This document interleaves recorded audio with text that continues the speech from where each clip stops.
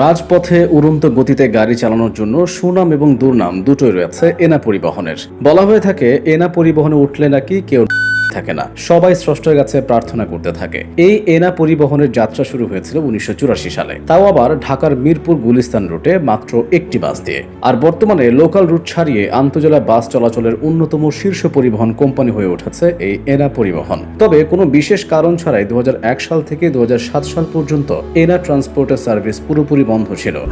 সবাই হয়তো ভেবেছিল এনা ট্রান্সপোর্ট আর কখনোই ফিরে আসবে না, কিন্তু 2008 সালে কোম্পানির স্বত্বাধিকারী এবং ব্যবস্থাপনা পরিচালক খন্দকার এনায়েতুল্লাহ আবারও পরিবহন ব্যবসায় ফিরে আসেন আরো বড় পরিসরে। সে বছর আফতাব অটোমোবাইলস থেকে 16টি নন এসি বাস নিয়ে পুনর্যাত্রা শুরু করেন খন্দকার এনায়েতুল্লাহ। আর 2013 সালে এনা পরিবহনের বাস বহরে প্রথমবারের মতো যুক্ত হয় এসি বাস। গত 9-10 বছরে এনা পরিবহনের ব্যবসা সম্প্রসারণের হার বলতে গেলে ঈর্ষণীয়। 2013 সালের আগেও এনা পরিবহনের ব্যবসা ছিল মূলত ঢাকা ময়মনসিংহ রুট কেন্দ্রিক। ওই সময় কোম্পানির বহরে বাসের সংখ্যা ছিল 50-এর আশপাশে। সেই হিসেবে গত 9 বছরে এনা পরিবহনের ব্যবসা সম্প্রসারিত হয়েছে অন্তত 7 থেকে 8 গুণ। গত কয়েক বছরে ঢাকা ময়মনসিংহ রুটের গণ্ডি পেরিয়ে এনা পরিবহনের ব্যবসা ছড়িয়েছে চট্টগ্রাম, কক্সবাজার, শ্রীমঙ্গল, মৌলভীবাজার, হবিগঞ্জ, রংপুর, বুড়িমারি, পঞ্চগড় সহ দেশের দূরপাল্লার প্রায় সব রুটে। সাধারণ চেয়ার কোচ নিয়ে ব্যবসা শুরু করা এনার বহরে যুক্ত হয়েছে হুন্দাই, স্ক্যানিয়া, ভলভোর মতো অত্যাধুনিক সব বাস।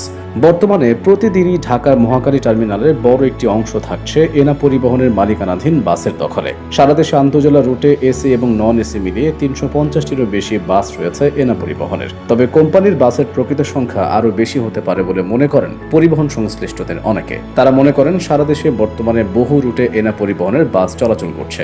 এসব রুটের নিয়মিত কার্যক্রম বজায় রাখতে বহরে আরও বেশি সংখ্যক বাসের প্রয়োজন পড়ে। মিরপুর গুলিস্তান রুটে মাত্র একটি বাস দিয়ে যাত্রা করা খন্দকার এনায়েতুল্লাহর উত্থান ঘটে 90-এর দশকে। সে সময় তিনি প্রথমবারের মতো ঢাকা সড়ক পরিবহন মালিক সমিতির সাধারণ সম্পাদকের দায়িত্বে আসেন। সেই সময়টাতে ধীরে ধীরে এনা পরিবহনের ব্যবসা বাড়ে। এ সময়ে লোকাল রুট ছেড়ে আন্তজেলা বাস চলাচলে নাম লেখায় এনা পরিবহন।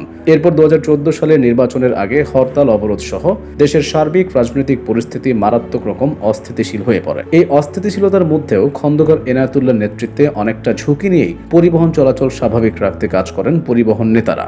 অবরোধে বাস চালিয়ে ক্ষতির মুখেও পড়েন খন্দকার এনায়েতুল্লাহ। আগুনে পুড়ে যায় এনা পরিবহনের বেশ কয়েকটি বাস। এজন্য তিনি অবশ্য ক্ষমতাসীন দলের কয়েকজন নেতার সুনজরে আসেন। এরপর তাকে আর কখনো পেছনে ফিরে তাকাতে হয়নি।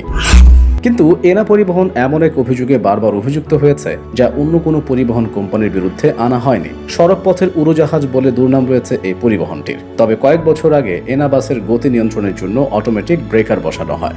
এতে সমালোচনার পরিমাণ কমে আসে। 30 বছরেরও অধিক সময় ধরে পরিবহন সেক্টর দাপিয়ে বেড়ানো এনা পরিবহন সময়ের সাথে সাথে হয়ে উঠেছে দেশের অন্যতম শীর্ষস্থানীয় পরিবহন কোম্পানি। দেশের পরিবহন খাতে এনা পরিবহন একটি গর্বের নাম।